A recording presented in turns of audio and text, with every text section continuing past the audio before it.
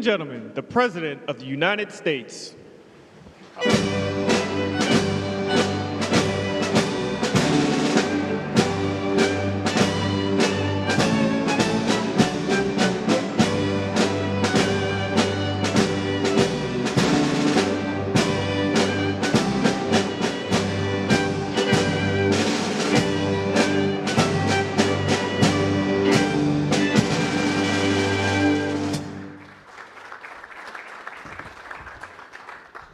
Well, thank you very much. I just said to Mike, this is fantastic.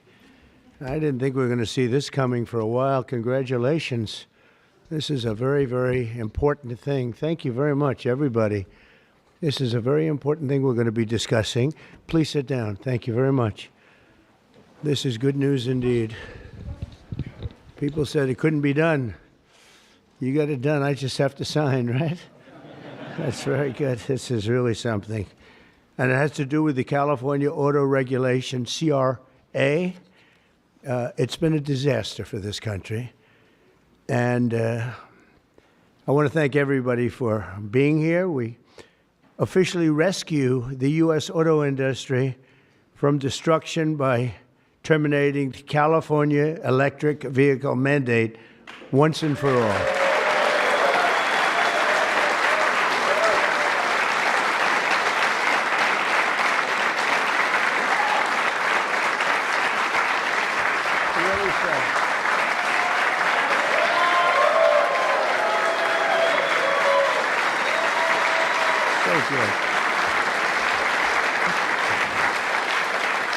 They said it couldn't be done, but boy, it's had us tied up in knots for years.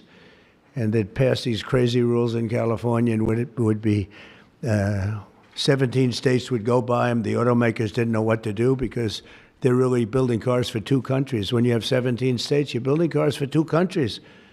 And I want to congratulate you all, the Senate, the House, the whole thing. It's incredible. I was going to sign a executive order and give it a shot. But the one good thing with this, number one, it holds up forever. And number two, unless somebody votes it out, they'll never do that. And it's just so much better, huh? It's so much better. That's so great. Very proud of you. We're joined today by the great Speaker of the House. I think he's going to go down as a great Speaker of the House, too. I may be wrong. I may be wrong. Who knows? Who the hell knows?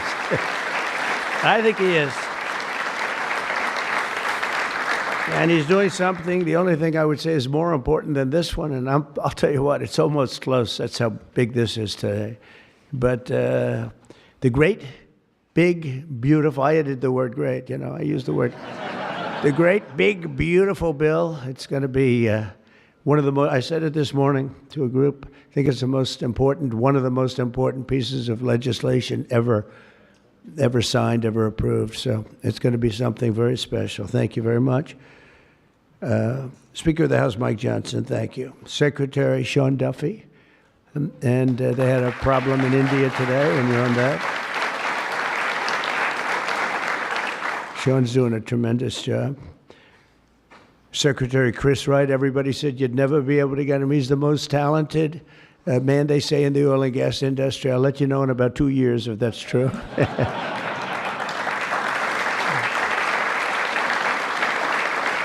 Well, Doug Burgum, you know, I wanted Doug Burgum to head up energy because he was so successful in North Dakota. He's governor.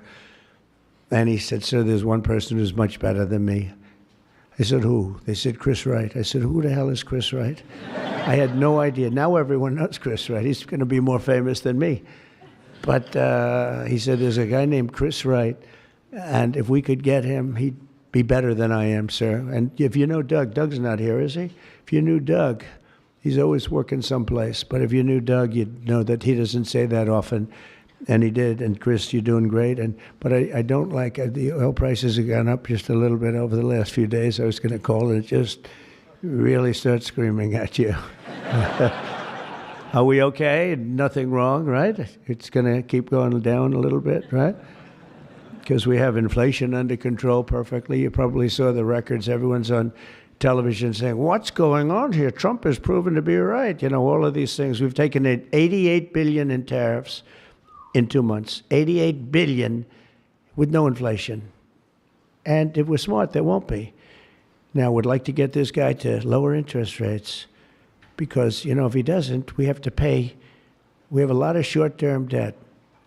Obama gave it to us originally, and Biden carried it on. They like short-term. I like long-term cheap debt. But a lot of the debt comes through because Biden, he didn't do it. I'm sure he didn't know anything about it. But somebody approved short-term debt. It's all over the place. And it comes due starting very soon. And if we would lower the interest rates by 1 point, we'd pay about 1 point less.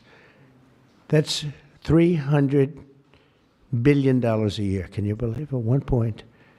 If he'd lower it by 2 points, we'd pay $600 billion a year less. That's for years, 10 years, 12 years, whatever we make it. But we can't get this guy to do it. And the fake news is saying, if you fired him, it would be so bad. It would be so bad. I don't know why it would be so bad, but I'm not going to fire him. I just want him to, we call him Too Late, right? Too Late is his nickname, like Too Tall Jones. He was too tall, T-O-O. And I just say this because we want to get rid of inflation, and we have. But we're going to be paying more for debt. And all he has to do is lower it. Europe's done 10 lowerings. We've done none. And nobody understands it. Actually, today when the numbers came out, they were so good. You saw yesterday's numbers, incredible. No inflation. Today's numbers.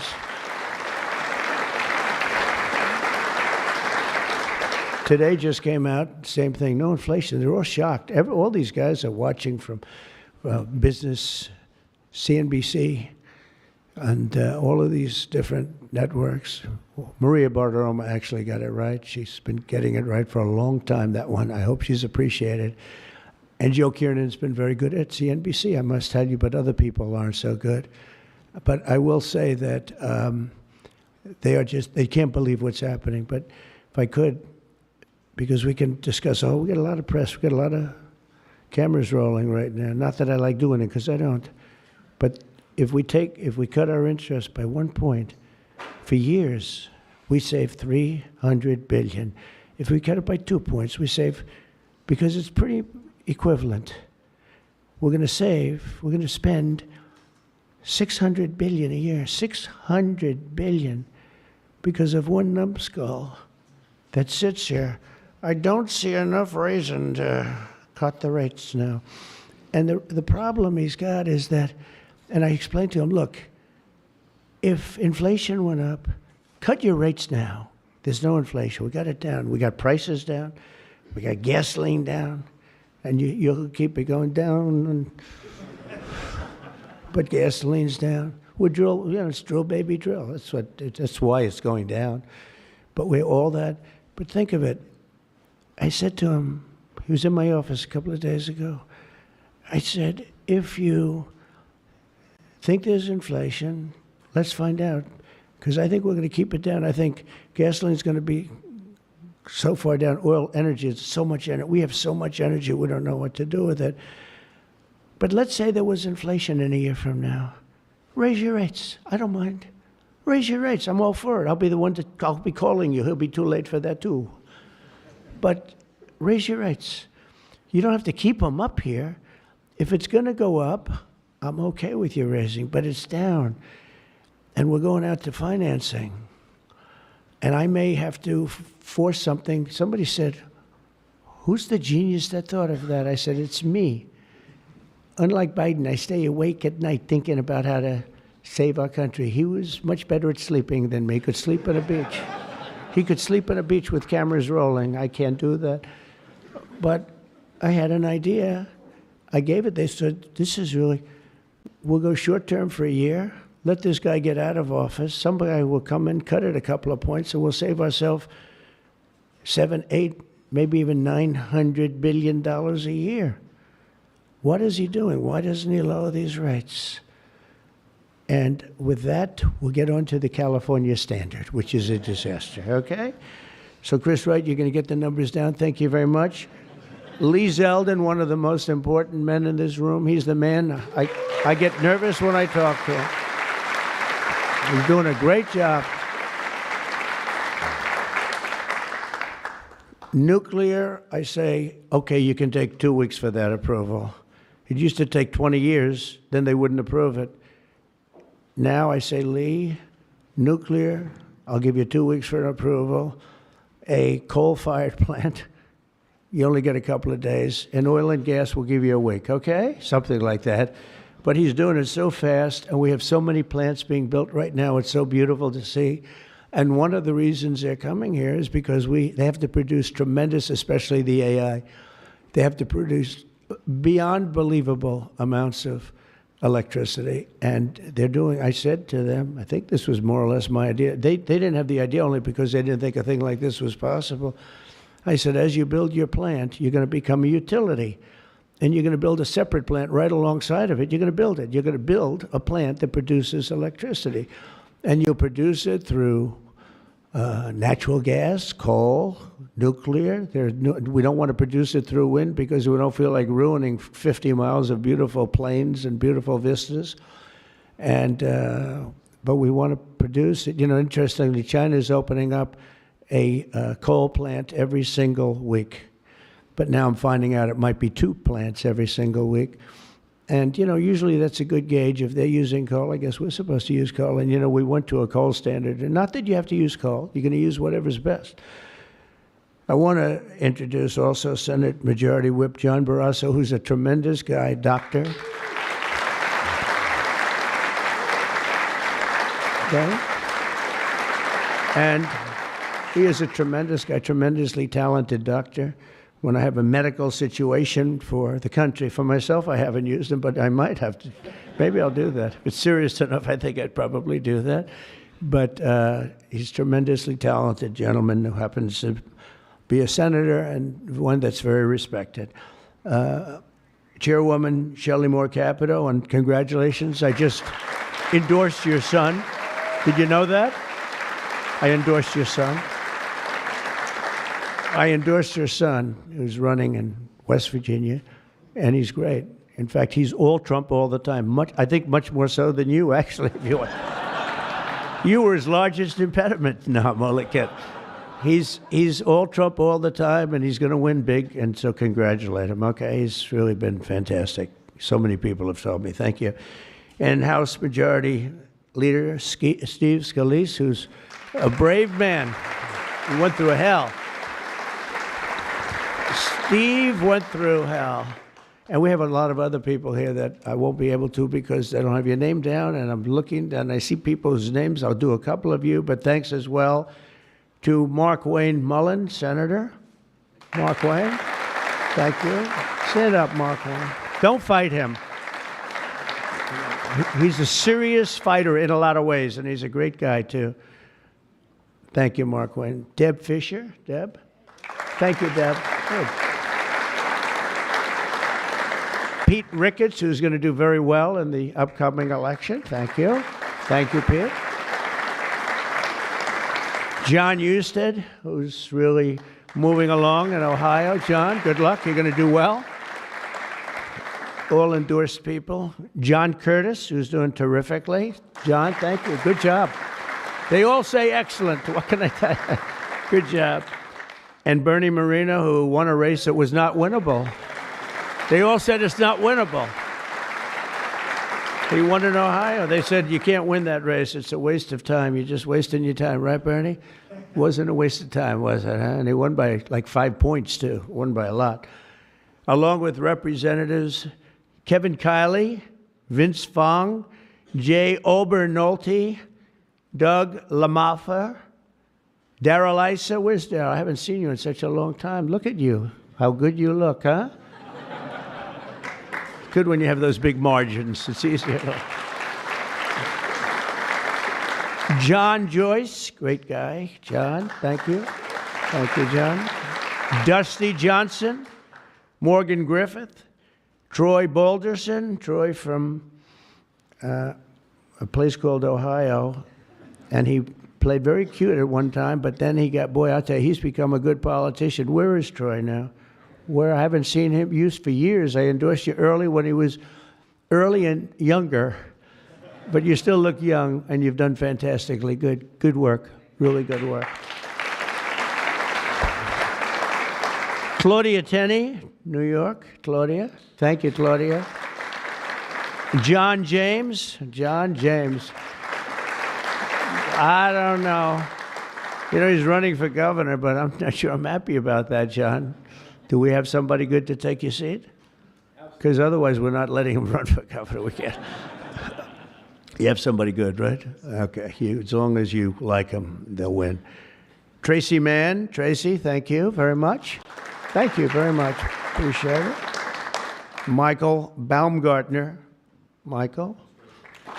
Thank you, Michael. Good. Good job. David Rouser. Rouser. Thank you. Glenn Grothman. Hi, Glenn. Thank you very much, Glenn. Brett Guthrie. Brett. Thank you, Brett. Rudy Yackham. Thank you. Thank you, Rudy. And I want to thank you all. And there's some additional people in the room, but we have to get back to this. Is like so big. This is a big one. Under the previous administration, the previous administration, I could go point after point, everything they did, open borders, men playing in women's sports, transgender for everybody, let's go transgender. What a group of people you had over there. They must have hated our country. Under the previous administration, the federal government gave left-wing radicals in California dictatorial powers to control the future of the entire car industry all over the country, all over the world, actually. Because they have to build a car. They can't build 19 different cars called the same thing. And really, it was all over the world what was happening. They approved Governor Gavin Newsom's ridiculous plan to impose a 100% ban on all new gas-powered cars within a very short period of time. Think of this. You couldn't buy any other car except an electric-powered car. And in California, they have blackouts and brownouts. They don't have enough electricity right now to do the job. And countrywide, you'd have to spend $4 trillion to build the firing plants, to be able to, they call it a firing, they call them a lot of things, charging plants, firing plants. $4 trillion you'd have to spend. In the Midwest, they built 9 of them. 9 individual, it's like a pump. It's just like a pump, except instead of gas, electricity comes out. They built 8 of them. $9 billion they spent for 8. 8 little hoses, $9 billion. Now, I'm sure they could have done it for about, 1/1000th of that, but even if they did, it's unaffordable. They approved Governor Gavin's ridiculous, it's so ridiculous. By the way, if I didn't bring the military in, Los Angeles would be burning down right now. It'd be burning just like his damn houses burned down because he didn't have the water that he should have had. He had so much water. They have so much water. We had to send in the military to free up the water. And we did that right after the fires. We told them to do it in the first term. But just like that ridiculous plan, this is a plan to ban, think of it, a plan to ban 100, and they call it the 100% ban on all new gas-powered cars and abolish 75% of the gas-powered trucks. 75%. The trucking industry saw me. They said, sir, it doesn't work. Number one, the trucks are so heavy. They're 2.5 times heavier than a diesel-powered truck. So one of the big truckers owns 28,000 trucks, big company, tremendous company. He said, I go out of business immediately. I'm not going to play games. He said, did you explain these things to the government officials? Like the truck weighs 2.5 times more than a regular truck, a gasoline-powered diesel. And he said, based on that, we have to rebuild every bridge in the United States of America because it wasn't designed to hold cars and trucks that heavy because the batteries are very heavy. They're, probably lead. But they have a lot of things in those batteries that weigh a lot. But it's 2.5 times. It's a simple number, 2.5 times. And if you want to do this, you have to spend trillions and trillions of dollars on rebuilding every bridge in the United States, and I guess throughout the world, because they do follow us. And the big rig buses and even cement trucks, they want to abolish certain categories of truck, but they want to go 75% of all of these trucks have to be abolished almost immediately. I mean, the time is just crazy. And they don't go far. Another little problem. With a tank of diesel, you can go from New York to Los Angeles if you want to go to Los Angeles right now. But New York to Los Angeles, and you can go back a little bit. With the electric truck, you'll stop approximately 6 times. Enjoy your stop. And the truckers saw me, and I said, did you just explain this? Because this is like, if you explain it, if a person's reasonable for that, they said, we explained it, they didn't care. They said, we're going all electric. They can't be stupid, because anybody that can cheat on elections like them is not a stupid person. But they must hate our country. But I said to this big trucker, he said, sir, I've been buying trucks my whole damn life. He's a rough guy, smart guy. He said, I got thousands of them. I've been buying them for 50 years, and every single year they got better. They got more efficient, they got bigger, they got stronger. I build apartments in my trucks now for the drivers. I said, what's an apartment? That's on the cab. They put this thing. And sir, I know you like luxury, but you wouldn't mind living in one of these. I said, maybe I would, maybe I wouldn't. I mean, it doesn't sound too appealing, but I said, so what's the problem? He said, so I noticed one thing. For 50 years, every single year, one thing happened. They got better. They got stronger. They got more efficient. They got faster. They could carry any load. If we went to this standard, we'd go back beyond 50 years. They wouldn't go as far as a truck from 50 years ago. It would be too heavy and have all the other problems. He said, we'd be going backwards. We'd be taking a trucking industry, would be starting all over. But actually, it would be worse because it was better 50 years ago than.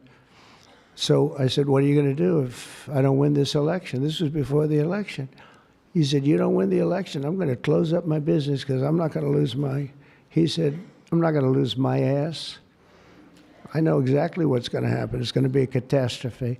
It's the craziest thing I've ever heard. They're making you buy stuff that doesn't work. It's no good. It doesn't work. And I'm all for electric. If you want to buy electric, you can buy electric. Cars are great. If you buy the right ones, cars are great. And you should be given the option, buy the electric car, buy a gasoline-powered car, buy a hybrid. Probably not hydrogen, because hydrogen has a tendency that when it blows up, you're gonzo. It's over. They find you 75 yards down the road, you know. Where is he? Well, I think that's him, but I'm not sure. So, you know, they said, we think we can solve the problem. I said, that's not good enough when they think. No, it sounds like it's quite severe. If it doesn't work, Steve, it'll work most of the time, but if it doesn't, it's over.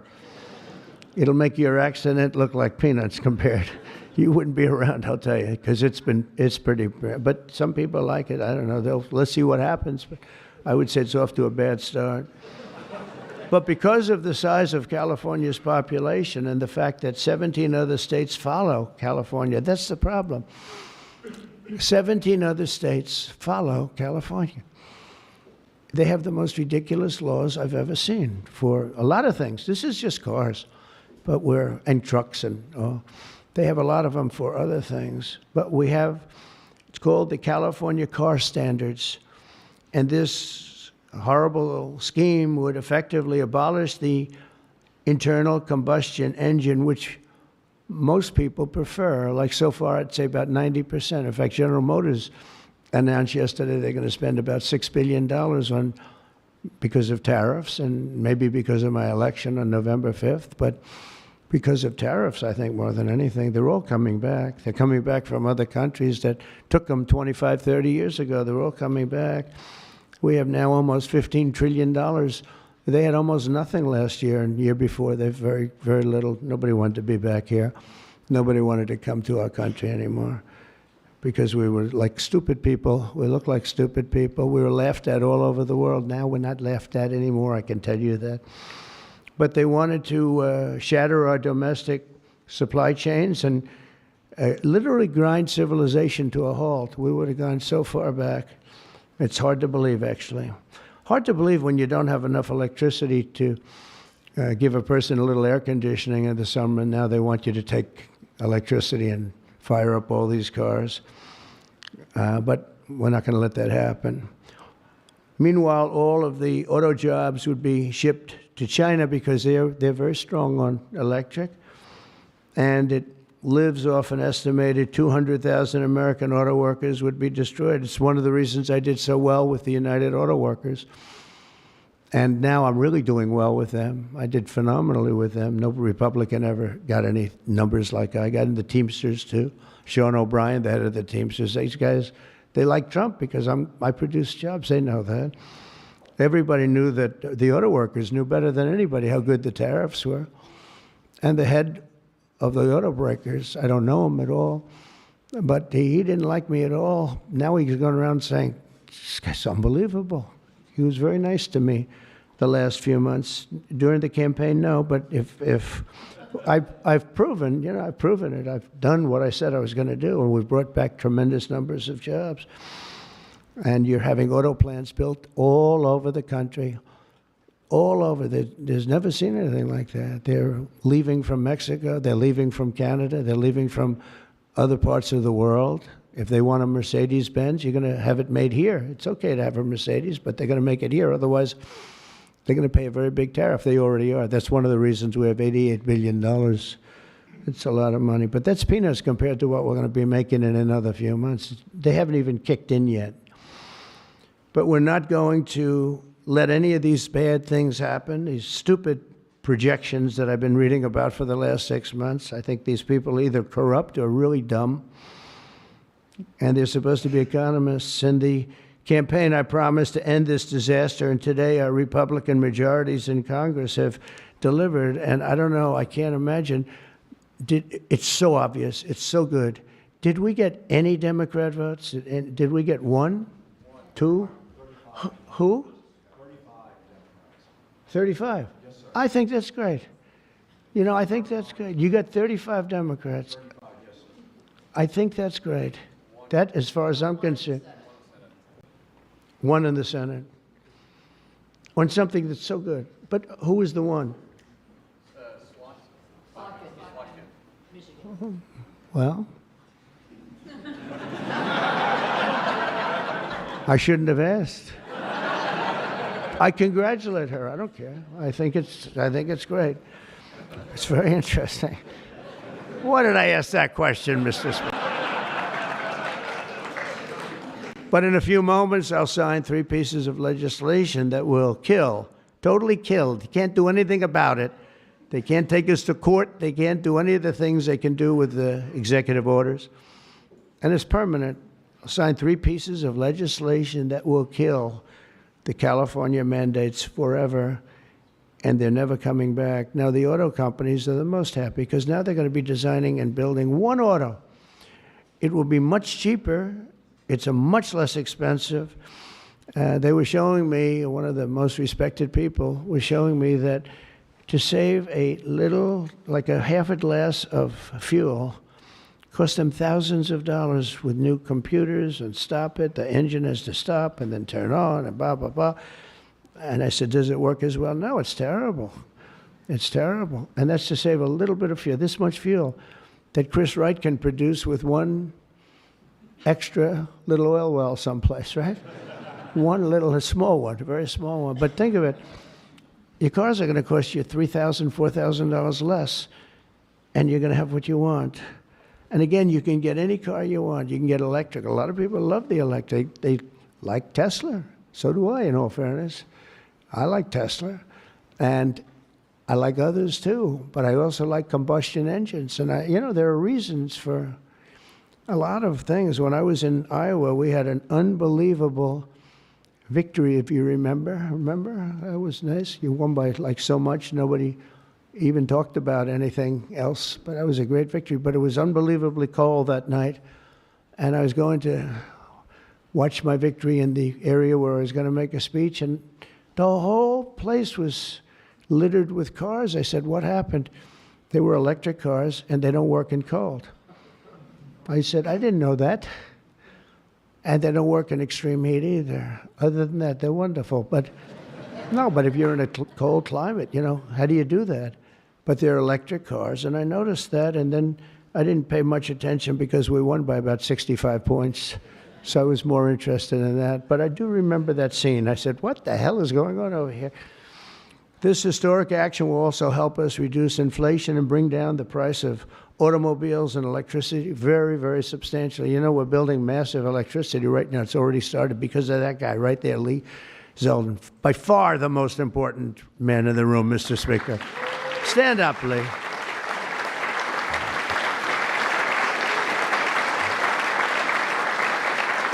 He blows you guys away, John. He blows the politicians away. I'm sorry right now. He's a great politician. He almost won for governor in New York, which is just missed by a few points. And that was another race that was not winnable, but you almost got it. But I think what you're doing now is even bigger if you want to know the truth. I think it's actually more important if you can believe that. Under the previous regime, car prices skyrocketed as a direct result of the mandates. These mandates, this nonsense that you had to do. And they had so many other rules and regulations that the car companies who are here today appreciate that. And Susie Wiles is here today. Stand up, Susie. Most incredible woman. Most powerful woman in the world, they say. She's the most powerful. She was rated the most powerful woman in the world. Susie Wiles. One phone call and a nation is destroyed. She could destroy 5 nations with 5 calls, and she's doing a great job. More importantly, right? Doing a great job. There's nobody like her. Energy prices would likewise soar as the radical left forced more electric vehicles onto the grid while blocking approvals for new power plants. They want to block the approvals. They want you to have a car with electric, but they block the production of the juice that runs the cars, and all of them, all forms of cars. It's just the craziest thing. We're in a different sphere now. We're in a whole different planet right now. The result would be rolling blackouts and a collapse of our power systems. We'd have a total collapse. You couldn't do it. You couldn't even do it. Think of it, they're forcing you to do something, and they want you to do boats also. I assume boats are being covered by this, and boats, they want you to go all electric, and the batteries are so heavy, the damn boat practically doesn't float. I used to have a lot of fun talking about that one on the tours. We'd talk about it. And I said, what would happen if the boat sank? Because we went to North Carolina, South Carolina. We visited boat factories. Unbelievable guys. And they said, sir, we have one problem. They're forcing us to go electric for the boat. I said, how's it going to work? The boat will not float, sir. It's so heavy, and it won't go fast, and lots of other. And I did ask him a question, because I have a lot of background. My uncle was a big shot at MIT, the smartest guy. He never had a smarter guy. And I guess I have a little of that. My first question was, what would happen if the boat sank? Do you get electrocuted? Remember I said that? And I used to be decimated by these people back here, right? I used to be decimated. They'd say, what kind of a crazy question is that? So I'm actually serious. What happens if you're an electric boat and the boat is going down? You're in trouble, Susie. And I used to say, remember, I'd get decimated. The audience loved it, but the press would laugh at it. I said, so if I have my choice of going down or jumping 5 or 6 yards away from the boat, but there's a shark there, what do I do? You know what I said? I'd rather be electrocuted. I said, I'll take electrocution every single day. But actually, he said, nobody's ever asked me that question, sir. He makes boats. Nobody ever asked me that question. This is really an unusual question. He said, and honestly, I don't have the answer. He wasn't able to. I said, don't worry about it. If I win, you won't have to worry about it. But today we're saving California, and we're saving our entire country from a disaster. Your cars are going to be thousands of dollars less money. And even the ones that, if you buy electric, we're not going to make you do certain things that are just a waste of money and just time-consuming waste of money. They make you do things that are no good for anybody, make the car worse, and make it much more expensive. Over the past 5 months, our administration and Republicans in Congress have fought for the American auto worker and for Teamsters and for, by the way, right to work. We have them all. We have, we just call them just workers. We fought for workers like no one has ever fought before. I understand that. It's why we won. We won with workers. We won with young people. I just saw with TikTok, I was #1 on TikTok in its history. Can you believe that? So I guess I like TikTok. That's why they're saying, are you saving? And we probably will save TikTok, actually. But on my first day in office, I ended the Green New Scam and abolished the EV mandate at the federal level. We abolished it, which is basically that everybody will be driving an electric car within a very short period of time. Now I know why Elon doesn't like me so much, which he does, actually. He does. And he never had a problem. It's very interesting. This is not something new. This has been there from day one, Speaker, right? We're going to abolish the EV mandate. And Elon still endorsed me because, honestly, he never, ever spoke to me about that. And I used to say, I'm amazed that he's endorsing me because that can't be good for him. I'm abolishing the EV mandate. And I once asked him about it. You never talked to me about that. He said, well, as long as it's happening to everybody, I'll be able to compete. It was a very interesting answer. I thought it was a very honest answer, to be honest with you. And I talked about it, that incredible, you would have thought he would have been, from day one, you got to make sure you don't do the EV mandate, the abolishing, and never did. Very honest in that sense. And he did say to me, I actually asked him because it was like really strange how I'm with him. He's very, a friend of mine, and he makes electric cars, and we're saying you're not going to be able to make electric cars, or you're not going to be forced to make all of those cars. You can make them, but it'll be by the market, judged by the market. And that's what he said. He said, as long as I'm on the same plane as everybody else, we're going to do good. We make a better product. I said, that's very cool. It's very cool. That was my answer. After that, he got a little bit strange, but I don't know why, over much smaller things than that. As part of the One Big Beautiful Bill, we'll also further slash the funding for the Green New Scam. As you know, it's the greatest scam in history, saving American taxpayers hundreds of billions of dollars. The windmills are killing our country, by the way. The fields are littered with them, junk. They're littered with them. And they get older, and they get rusty, and they get bad, and they get... This is other countries also. It's the greatest scam in history. It's the most expensive energy you can buy. They're ugly. A friend of mine comes from Minnesota. He's been in New York. He hit it big. He's a very successful guy, actually. And he wanted to go back, see his mother who's not well. And he went back to Minnesota. Hasn't been back there in 20 years. And he said, it's unbelievable what happened. He said, I'm driving down a highway and up a certain road, and the most beautiful fields. I remember them so well. And I was so looking forward to seeing them again. And I looked at them, and they had windmills all over them, these horrible, horrible structures. He's a very smart guy, this guy. He said, these ugly, horrible things. And he said, it was so bad, I actually drove back to see it because I couldn't believe it. Before I even got to my mother, I drove back. I said, how much do you like your mother? But no, it hurt him to see it. He said, I looked at this field that was one of the most beautiful places in my own mind and imagination that I've ever seen. And I said, it's littered with this garbage. It looked like a junkyard, he said. And some, then you get different manufacturers, and they don't look alike. And they're not painted alike, different colors. You have, even if they're white, one's a beigey white, one's a darker white, one's a lighter white. And then they start to rust after 4 or 5 years. And then they start to wear out, and nobody takes them because you're not allowed to bury the propellers, the props, right? You can't bury the props for some reason. I don't know why, but they say that you can't bury a certain type of fiber, and if it goes in the ground, we're all going to die. It's what bullshit this is, okay? They can't buy. So what they do is they leave them up. If you go to Palm Springs, California, take a look. You go into this beautiful community. Before you go, it's like you're riding through a junkyard. Windmills all over the place. Tall ones, short ones, dead ones. They're all dead. Some are hanging over by a thread. They never take them down. They just leave them there, and they start to rust. It's one of the greatest scams, and it's also the most expensive energy.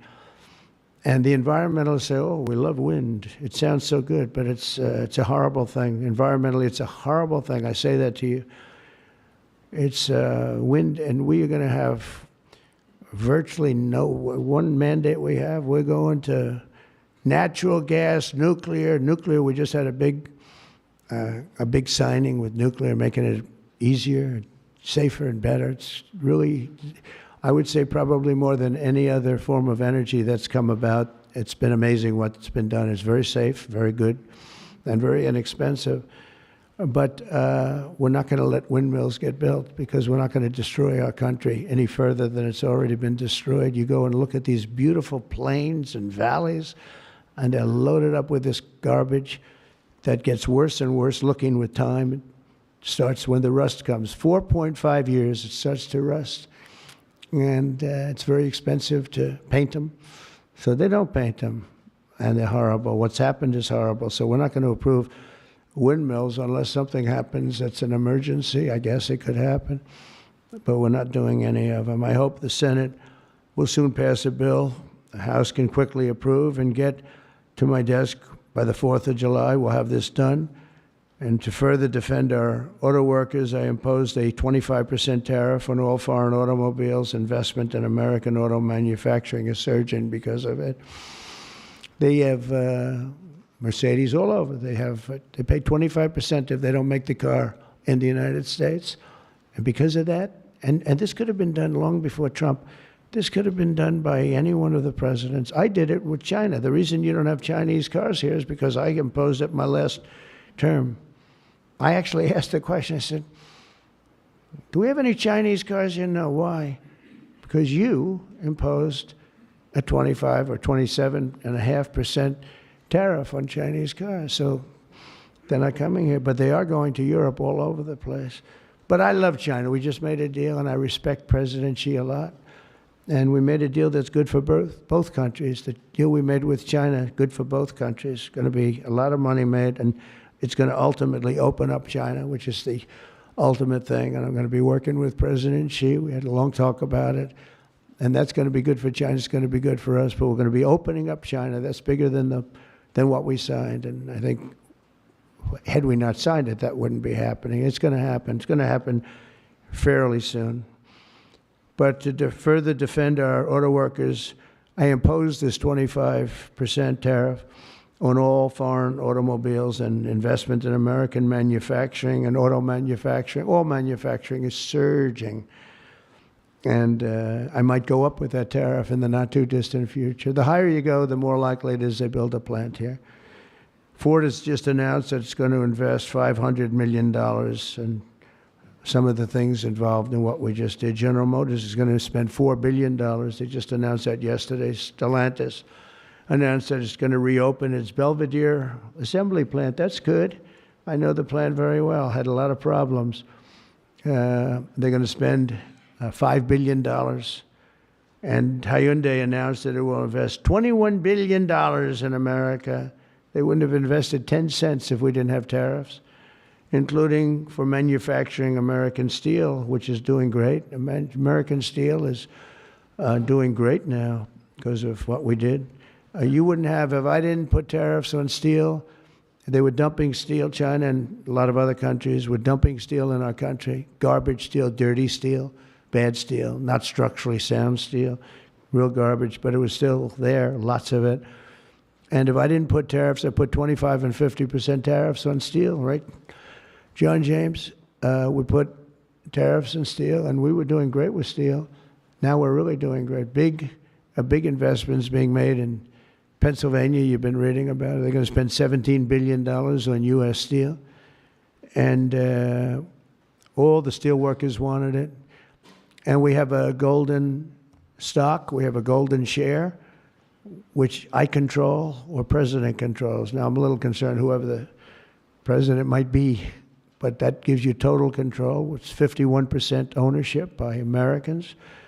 And we have a company, a great company, Nippon. They're coming in from Japan. They're going to spend $17 billion. And somebody said, well, what happens if it doesn't work out? I said, they spent $17 billion. We can't put it on a trailer and drive it to Japan. This is a steel mill. You know, some businesses you can move. You move your office, and that's where the business is. With this business, they're spending think of that, $17 billion. They're going to have them all over the country. I want to introduce several of the great Americans representing the millions of people whose livelihoods we're saving with today's action. I just can't tell you how incredible this action is, because nobody thought. This was one that I wasn't so, I would have rather had it than almost anything, but I was told by everybody, except that guy right there, that you couldn't get it. Bill Kent runs a chain of family-owned convenience stores that opened in West Texas in 1957, known as Kent Quick. And Bill, if you could come up and say a few words about what the signing means to you, please.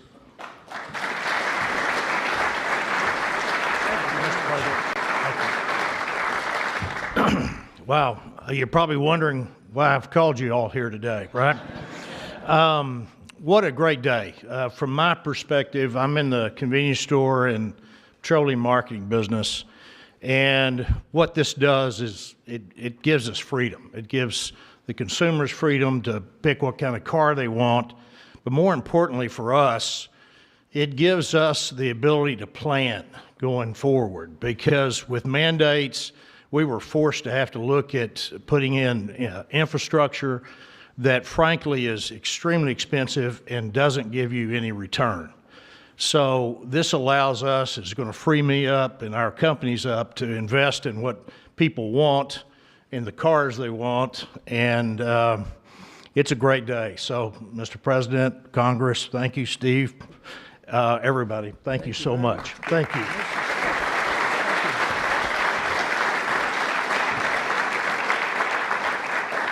And a friend of mine for a long time is John Hess. He's one of the top CEOs in the country, and he's now the CEO of Hess Corporation, one of the biggest oil producers, and he's a fantastic person with great knowledge of the subject matter. Can you say a few words, John? I see you in the audience. Come on, thanks.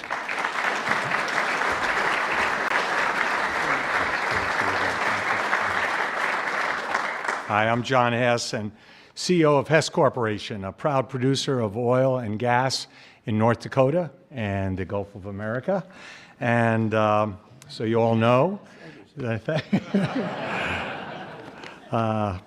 I was born in New Jersey, grew up in New York, and my father started our company by driving a secondhand oil truck. So, Mr. President, it's an honor to be before you today, and thank you for that. Mr. President, during your campaign, you made a commitment to the American people to repeal unworkable and costly mandates for cars and trucks and let the consumer choose what type of vehicle they drive. Today, with the bipartisan support of Congress, you're making good on that promise. I'd like to recognize Speaker Johnson, Leader Thune, other members of Congress whose tireless efforts were critical to the outcome we're celebrating today. And a special thank you to Senator Capito for her leadership.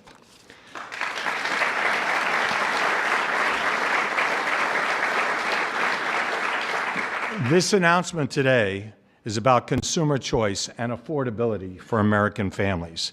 It's also about making our country auto industry more competitive, Mr. President, and you said that very eloquently. As you know, Mr. President, one-size-fits-all policies like those adopted in California do not work. America, in every state, every American should be able to choose what they want to drive, not the government. We as a country would be basically leaning into our competitive advantage with this repeal on oil and gas. Oil and gas are a strategic industry for our country, underpinning energy dominance, economic prosperity, and national security. We are truly energy independence. So, Mr. President, on behalf of Hess Corporation, on behalf of the oil and gas industry, and every family across our country, thank you for your courageous leadership and your commitment to consumer choice and energy affordability. Thank you very much.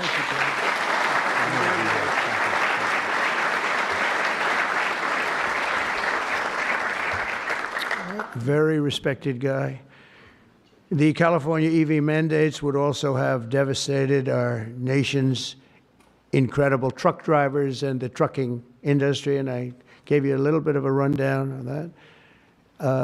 But a diesel-powered semi-truck can drive from Reno, Nevada, I'll give you some other locations, Nevada to Los Angeles, California, and back on a single tank of diesel oil, diesel fuel, but the same exact journey would require an electric truck driver to stop also 6 times at recharging stations, adding an estimated 9 hours to the trip. I don't know too much about the trucking industry, but this is not sounding good.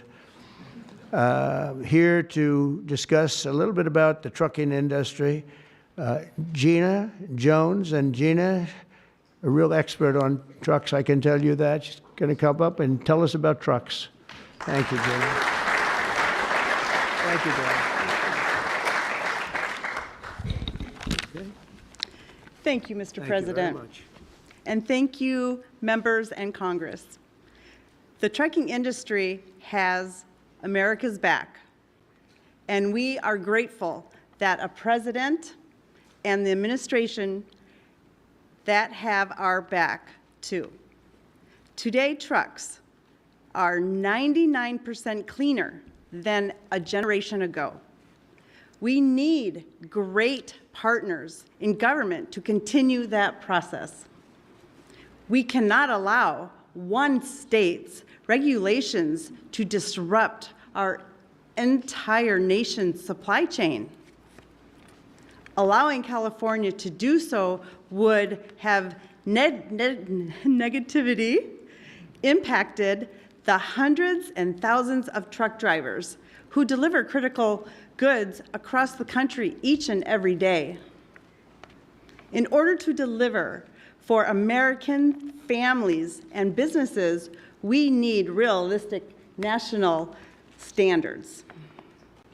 With the signing of this resolution, Mr. President, you have delivered the leadership that trucking industries need.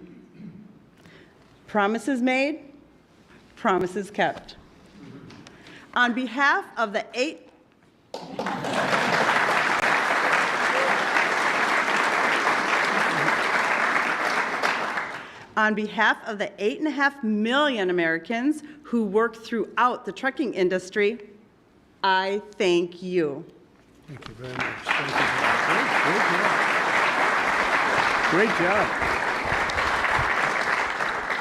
So just to wrap it up, I say under the Trump administration, we will restore the full strength, might, and glory of the American auto and trucking industry. We'll protect our truck drivers, auto workers, small business people, and manufacturers all over our country, and actually all over the world, and that's okay too.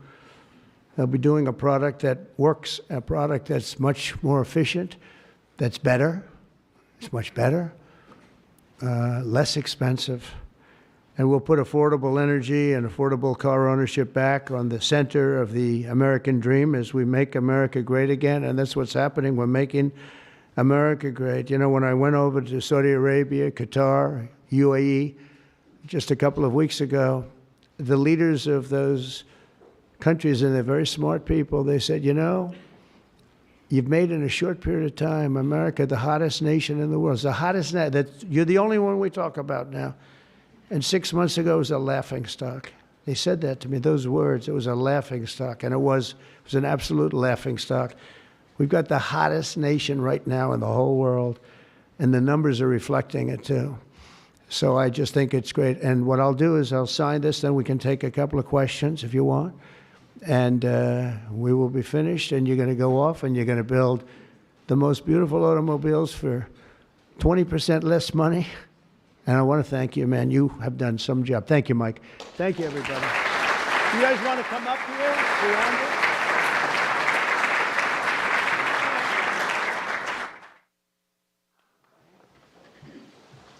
Come on, surround it.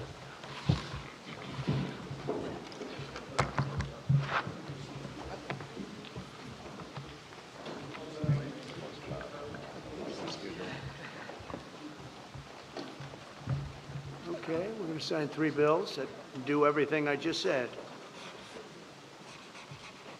No auto pens allowed. That's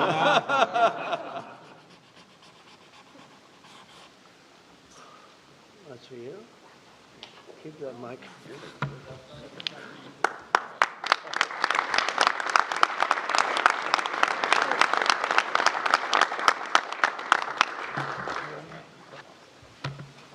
You know, that pen was so good, give it back to me. I'll take it. There, you That go was a back. good one. That No, I'll looked great. sign all 3 of them, because Yeah. you never know what you get with the new one. Number 2.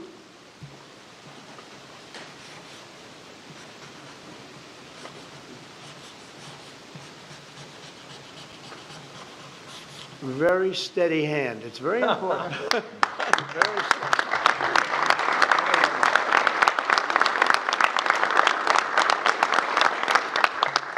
Only a steady hand can sign like that, right? Absolutely. Right? I've been told that, actually. And here's number 3, and it all goes into effect. Everything I said goes into effect. Lower prices, better cars, and choice. sense. You can say choice. We have choice for education, and you have choice for cars now, right? Common Right, sense is common right. sense. You're right. Common sense is right.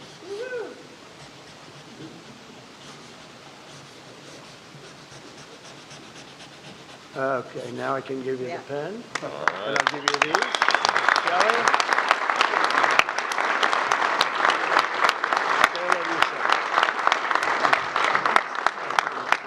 Congratulations, Thank you, Mr. John. President. Okay, you'll take these. Pass these around, fellas. Where's John James for his father? You have one, John? Yes, sir. Thank you, Mr. President. Pass them around.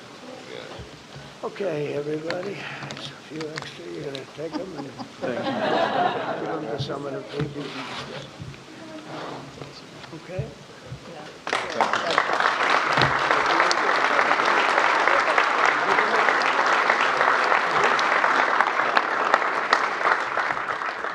Go ahead, please.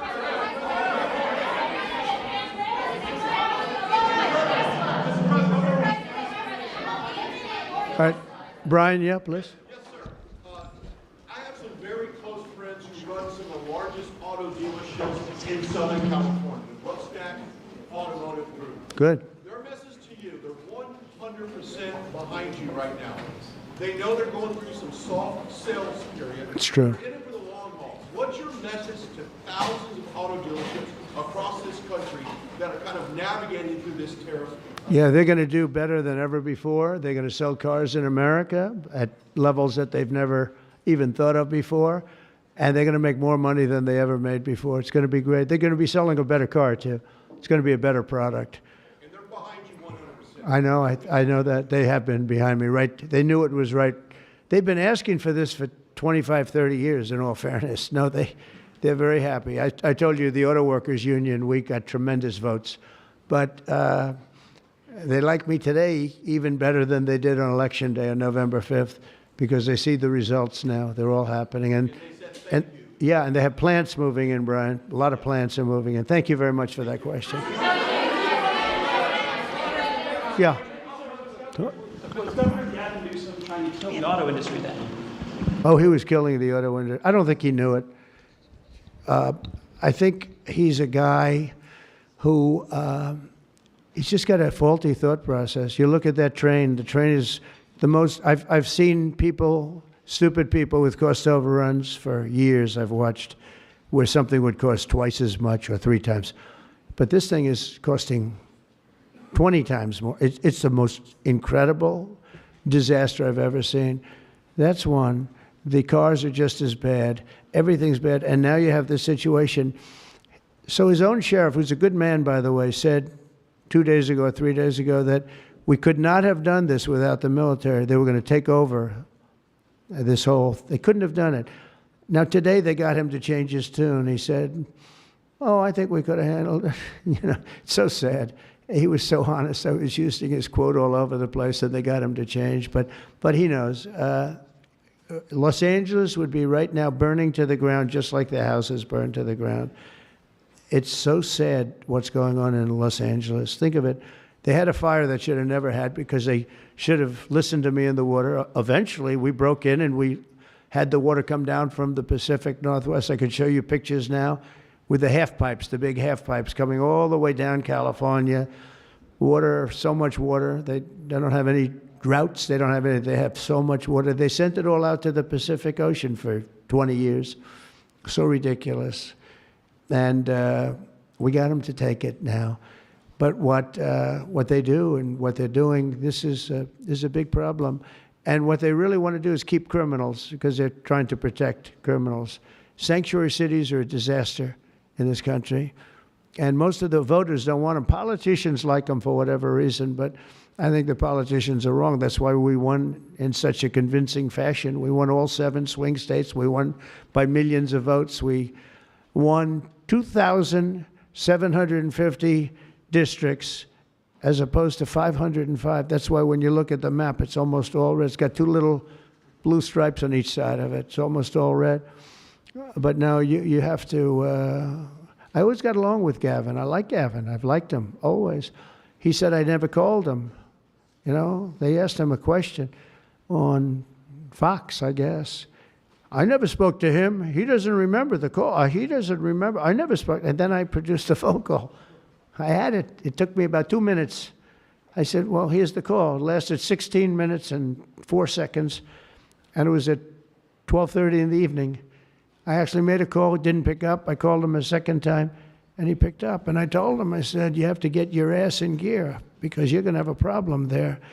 And he would have. If we didn't bring the military in, you would have right now something. And I went through it because I follow the rules 100%. And I watched in Minnesota where you have the man who ran for vice president of the United States. Fortunately, he was a disaster.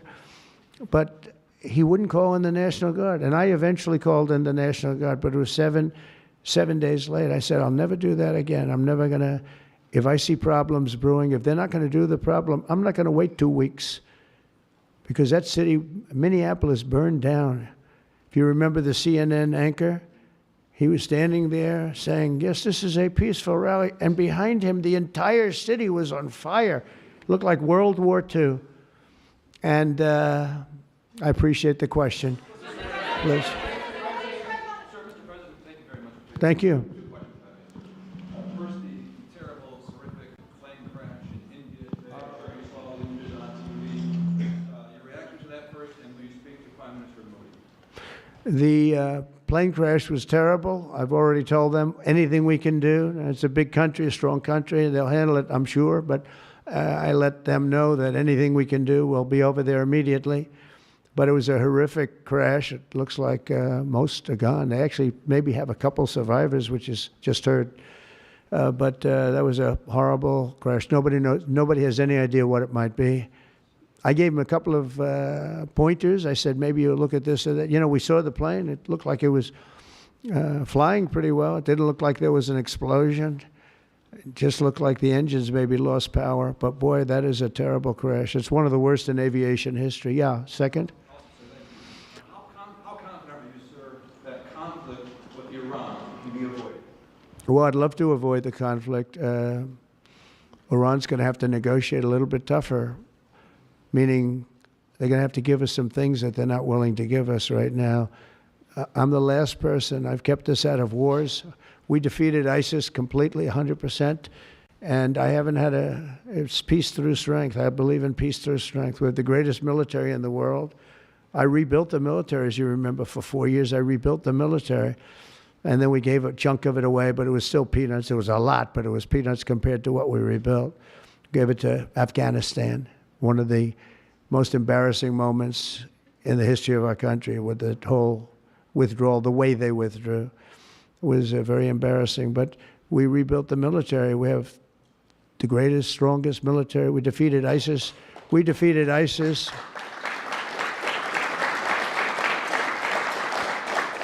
We defeated ISIS in 4 weeks. It was told to be 5 years. It was going to take 5 years, anywhere from 4 to 5 years. We did it in 4 weeks, with, by the way, headed by the general who's now the head of the Joint Chiefs of Staff. That's why he's there. He said it would take 4 weeks, and he did it in 4 weeks. He did actually a little bit faster. So we have a great country, and we're going to keep it that way. And when it comes to Los Angeles or other cities, if we see other cities are gearing up, and these people are agitators, they're paid, they're professionals, they're insurrectionists, they're troublemakers, they're all of those things. But I believe they're paid, and we're going to find out through Pam Bondi and her great staff, her great people at Justice, who they are. And Mike, I think you're doing some investigations in that in Congress, but we're going to find out who they are, because they're really, I think what they're doing is unbelievably illegal. Just one thing. So they took the bricks away from people. They're walking in with satchels of bricks. Now, why do you have bricks? You have bricks because you throw bricks. They're very potent. If they hit you, they kill you. And they took them away. The military took them away. They saw him. What the hell is this? The guy could hardly carry me. Many bricks. He's a strong guy. Couldn't carry him. And they saw that, and they took him away. Then they found others with bricks. But they're ingenious. They also brought hammers along, very heavy hammers. And I saw them pounding the curb and pounding the sidewalk. And it was like a military operation. This guy's pounding strong, boom, big shots. And it was breaking up granite, the granite curbs. And the granite was breaking up, and the concrete was breaking up. And there was lines of people standing there, and they're handing him. And then he stopped handing them. They just went down and picked him up. It was so professional. I said, that's a professional organization. This is not like people at random. This guy's breaking up because they couldn't use the bricks. So who would think of this even? Did a lot of damage. A lot of curbs are broken. A lot of sidewalks broken. But I never saw that before. That's one I haven't seen. I thought I saw it all. And they have it on tape. And with that, people get killed. You know, they go to the bridges and they drop the concrete off the top of the bridge with a car coming along at 70 miles an hour, and the person dies. And we had a lot of car problems. You saw that. They were all over the road. They were littered all over the road, where the cars got stopped by concrete going through the front windshield. Now, these are bad people. If we didn't go, Los Angeles right now would be on fire. It would be a disaster. And we stopped it. And last night was very good. Nobody showed up. You know why they didn't show up? Because we were there. If it was just the police, because the police are great. I know those police, they're great, but they're told not to do anything. They're not allowed to act. Thank you.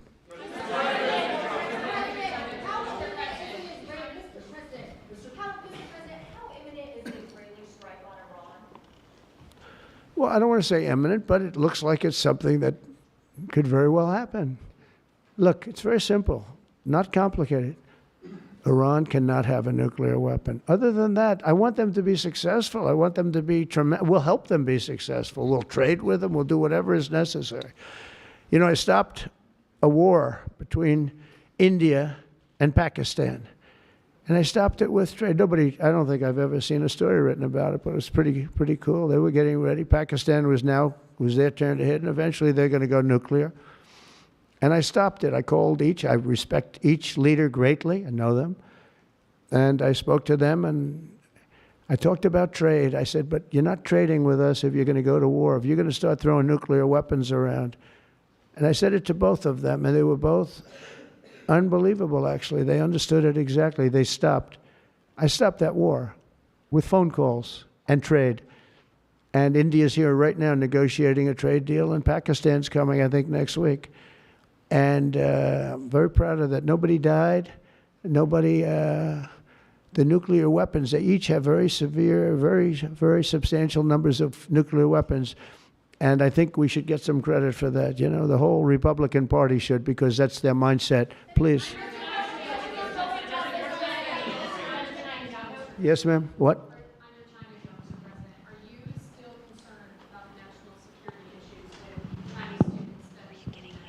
Look, I've always been in favor of students coming in from other countries. That includes China.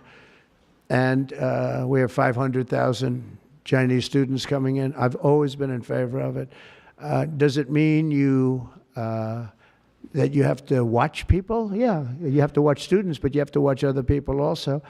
I've always been strongly in favor of it. I think it's a great thing. It's also, it's good for our schools. It's good for, I think it's good for our country. I'm also in favor of having them stay. I've been in favor of letting them stay. If you get educated for 4 years, you're willing to get educated for 4 years. I like people being able to stay. You know, they have some great students. You have some, yeah, these are Republicans clapping.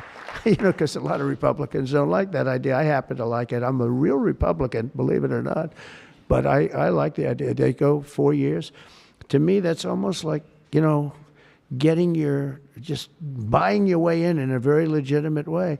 And, you know, you have stories where Apple wants to hire somebody and they can't hire him because he can't stay. He went to a great school. He finished first in his class. They made him a big offer. And everything's done, but he has no idea whether or not he's going to be able to stay. And I'm all for making sure that people like that can go to work for all of our great companies. And you know what they do? They go back to their country, and there are stories that are all over the place. They go back to their company, and they start a company just like they were going to start here. They end up starting it in China or India or someplace else, and now they're among the richest people in the world. They've got thousands and thousands of employees that make it great. This is happening all the time, because they're not allowed to stay. And I think we'll probably end up doing something about that, right? I think. Yeah, go ahead. Go ahead. You in the blue, please. Light blue. Thank you, Mr. President. How close are you to setback on between Ukraine and Russia? We see a very bad escalation. Are you going to leave it in the hands of the Europeans? I'm very close to the situation. I'm very disappointed in Russia.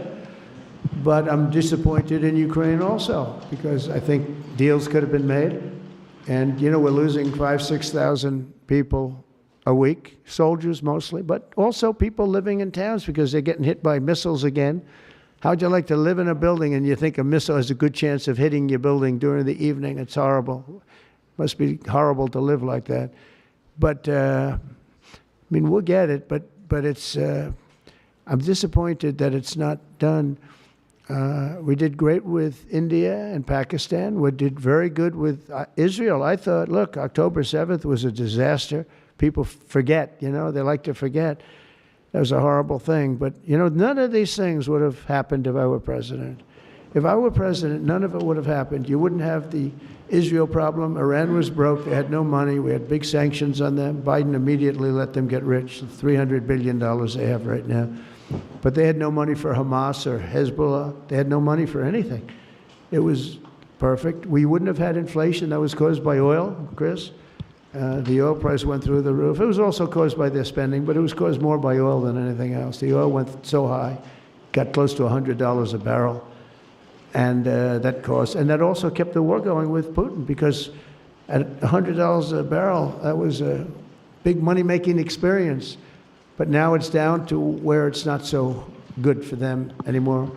No, it's very important to get that solved. That's a bloodbath. That's a terrible bloodbath that's going on. Yeah, please, go ahead. Go ahead. Following up your question, answer on India and Pakistan for stopping the war between them. India says that they cannot talk to Pakistan unless Pakistan takes actions against terrorists. We're going to get those two getting together, you know? I told them, India and Pakistan, they've had a long time rivalry over Kashmir. And I said, I can solve anything. I'll be your arbitrator. I will be your arbitrator. I can solve anything. And I started the first question, how long has it been going on? They said, 2,000 years. I said, oh, that's a problem. Maybe I'll take it. Mr. President, Mr. President. When I heard 2,000 years, I said, maybe I'll have John Hess solve that problem. Mr. President, will you punish Israel for striking Iran? Peter? Thank you, President Trump. I have two. First, on immigration. What made you change your mind about targeting in California farmers and people in the hotel and leisure business? Well, we're not targeting. In fact, if you look today, I put out a statement today about farmers. Our farmers are being hurt badly by, you know, they have very good workers. They've worked for them for 20 years. They're not citizens, but they've turned out to be, you know, great. And we're going to have to do something about that. We can't take farmers and take all their people and send them back because they don't have maybe what they're supposed to have, maybe not. And you know what's going to happen and what is happening? They get rid of some of the people because, you know, you go into a farm and you look and people don't, they've been there for 20, 25 years and they've worked great and the owner of the farm loves them and everything else. And then you're supposed to throw them out. And you know what happens? They end up hiring the people, the criminals that have come in, the murderers from prisons and everything else. So we're going to have an order on that pretty soon, I think. We can't do that to our farmers. And leisure, too, hotels. We're going to have to use a lot of common sense on that. And my other question about the Middle East. As the Israelis apparently gear up for some kind of an attack, a possible attack on Iran, are you trying to talk Netanyahu out of doing that? Or are you so against Iran having a nuclear weapon that you're okay, he does his thing because it is not an American war? Yeah, it's a very fair question. Look, I want to have an agreement with Iran. We're fairly close to an agreement. We are fairly close to a pretty good agreement. It's got to be better than pretty good, though, but it's got to be, I'd much prefer an agreement. As long as I think there is an agreement, I don't want them going in because I think that would blow it. Might help it, actually, but it also could blow it. But we've had very good discussions with Iran. Whether or not we get there, I can't tell you, but it'll happen soon. I say this, Peter, very strongly. They can't have, whether it's going in or not going in, they can't have a nuclear weapon. I'd prefer the more friendly path. And can you tell us what the Israelis told you that made you start to evacuate the dependents of servicemen and women who are stationed in the Middle East? They didn't tell me anything, but I said, look, there's a chance of massive conflict. We have a lot of American people in this area, and I said, we got to tell them to get out because something could happen soon. And I don't want to be the one that didn't give any warning and missiles are flying into their buildings. It's possible. So I had to do it. I had the choice. Do I do it or not? Doing it has its downside, but it also has its upside. Like you're going to save a lot of lives if it should happen. Hopefully that doesn't happen. Right? Thank you.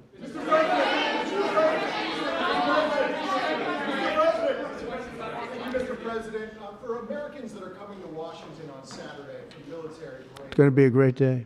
what would you like folks to take away from that day? What would you hope that they would remember? And also, Mr. How great President, our country is, and how strong our military is. We have the strongest military in the world.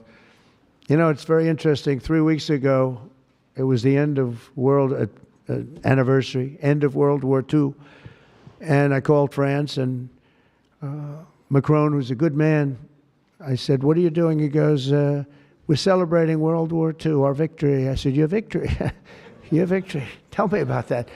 And then I called somebody else, and I happened to speak to President Putin at the time. Now, in all fairness to him, he lost 51 million people, and he did fight. Russia fought. Sort of interesting, isn't it? He fought with us in World War II, and everybody hates him. And Germany and Japan, they're fine. You know, someday somebody will explain that, but I like Germany and Japan too. But Putin is a little confused by that, you know. He said, we lost 51 million people, and we were your ally, and now everybody hates Russia, and they love Germany and Japan. I said, let's explain that sometime, okay? But it's a strange world. But I will say this, look, I want them to go away saying how great our country is and how great our military is. And I was making all these calls. For some reason, I spoke to like 4 different places. Sir, are you celebrating? And I said, you know, we won World War II and World War I, right? We won them. And yet we're the only country that doesn't celebrate. Everybody's celebrating except us. And I said, we should celebrate too. several No Kings protests planned across the country on Saturday as well. What are your thoughts on those? What do they call it? No kings? No Kings. I don't feel like a king. I have to go through hell to get stuff approved. A king would say, I'm not going to get this. A king would have never had the California mandate to even be talking to him. He wouldn't have to call up Mike Johnson and Thune and say, fellas, you got to pull this off, and after years we get it done. No, we're not a king. We're not a king at all. Thank you very much. Go ahead. Yeah, go ahead. Sir, go ahead. Mr. President, sir, you made a lengthy posting today on Truth Social about Senator Rand Paul. Do you expect to see him at the picnic tonight, sir? I do. I look forward to seeing him, actually. I like him. He's the hardest vote in the history of the U.S. Senate to get. Probably won't get him. But he's a very tough vote. I mean, he's a very tough vote. He's always been a friend of mine. You know, I endorsed him and got him elected. I got him elected twice. But I don't think he understands how great this bill is. This is a great bill. No tax on tips, no tax on, you know, the Social Security payments. It's unbelievable what happens. No tax on overtime. You work overtime, no more tax. It's so, those are big, but they're minor compared to the big things. Taxes reduced. And let's look at the other side. If it doesn't get approved, a 68% tax increase, 68%, including the fact that the Trump tax cuts kick in. But it's a 68% tax increase and many other bad things. I don't even want to, some of them are so bad I don't even want to talk about them. I think it's one of the greatest bills we'll ever pass in this country. And I think that Leader Thune and this gentleman right here, what he's gone through on this with, you know, we started off with a majority of 1. Now I guess we have 7. So it's like easier, but it's really sort of 3. It's 7, but it really equates to 3, right? And we have great support. I mean, I can't tell you, I can't guarantee, but when you have a majority of essentially 3, where you can't lose anything more than 3 votes, and you get it passed, it's pretty amazing. And I think it's going to haunt the Democrats because most of the bill is common sense. It's tax cuts, it's border wall funding, it's military funding properly spent. It's all things that are like common sense. They're all good. There's nothing tricky about it. It's basic stuff. And we don't intend on getting one, think of it, not one Democrat vote in the House. Mike, not one. Maybe somebody will come along. I don't know how they can run for office. So many different things. We're gonna, very important, Medicare and Medicaid are gonna be strengthened, not hurt. You know, they're using fake narrative. Oh, no, they're going to be strengthened. We're going to strengthen them. They're going to destroy them because under their policies, Medicare and Medicaid go away. Social Security under them is going to be devastated. With us, it's going to be kept, but much stronger than before. And very interestingly, I saw this and I proved it because for 4 years, I never hurt Medicare, Medicaid, or Social Security. I've already been there. But they're going to destroy Medicare, Medicaid, and Social Security. They're going to wipe them out, in my opinion, because their policies are so bad, the country will have no money to pay for them. We're going to make them stronger than ever before. Thank you very much, everybody.